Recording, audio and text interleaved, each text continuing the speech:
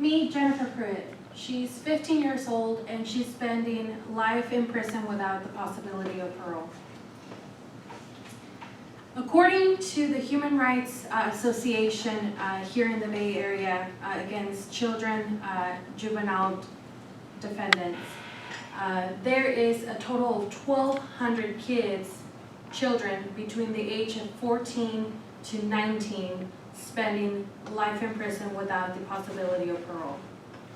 Today, I will talk to you about the need of us changing that and overturning Proposition 21, which came into action in the United States in California in 2007. First, I will tell you what happens when a child is tried as adult. Then, I will tell you about the effects that can have in someone's life and how to change it. And finally, I will tell you how to overturn Proposition 21. First, let's start by saying what happens when a child gets tried as an adult. According to an article by Pacific Juvenile Defender Center, when a juvenile gets tried as an adult, they have the possibility of spending life in prison without the possibility of parole. What that means is that you get charged with the hardest penalty there is, besides the death penalty, which we're not going to touch on today. This means that if you are in the wrong place at the wrong time, you can possibly be spending your life behind bars forever. According to the Campaign for Youth Justice website, every year, juvenile courts handle about 1.7 million cases of cases that are not violent, but they are 1/3 of them end up in at least 2 years in jail. Approximately 4,600 delinquent cases a day. There is a lot of need in action in this. One way that I feel like personally my career is going to be a probation juvenile counselor. I think this topic is important to be touched on, and we all need to act upon it because there is a lot of youth in jail right now that could be doing something better in society. The opposition may say that if Proposition 21 was overturned, they are going to be back on the streets doing criminal acts. But as you see here, the graph that shows the offenders, the time of the day that the offenders actually, the juveniles actually commit offenses, it's between the hours of 3 and 5, which are they're out of school. So one way that I propose to changing this is by creating more after-school programs and helping kids stay in social activities and sports instead of on the streets committing violent acts.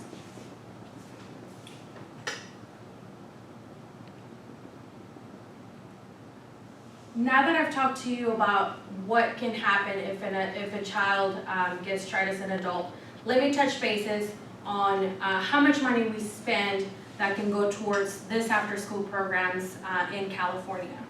According to the California Budget and Policy Center, in 2015, $10 billion were spent on jails and prison. Now imagine $10 billion going towards education. That will mean more scholarships for us in college.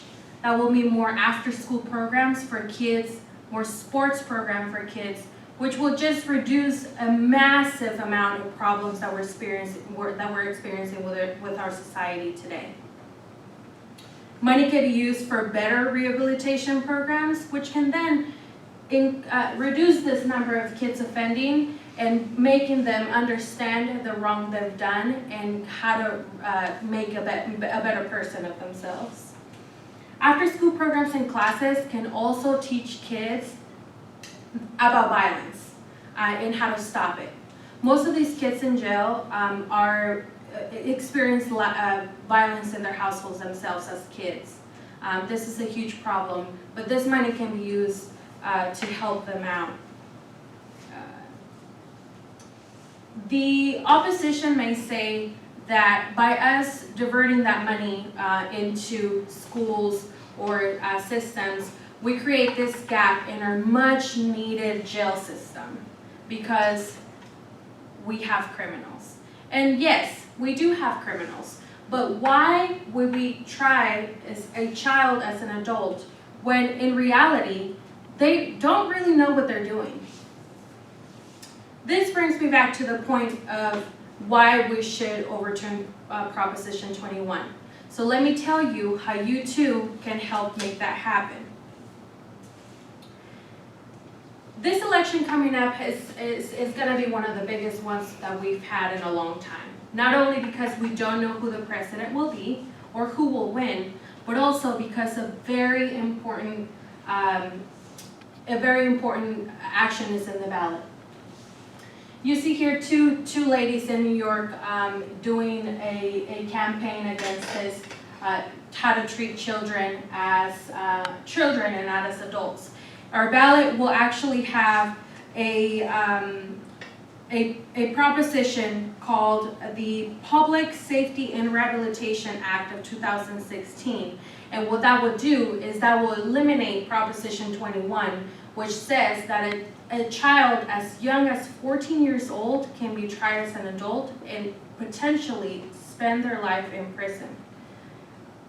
Please be the next leader and help us rectify this horrific act of Proposition 21. It is much needed, and if we would like our future to be a better and brighter one, why imprison our children? Lastly, let me tell you that by voting yes on the proposition in the ballot for Public Safety and Rehabilitation of 2016, you will help Jennifer Pruitt, which I showed you earlier, and those 1,200 kids get a better future and hopefully be better members of society. Thank you.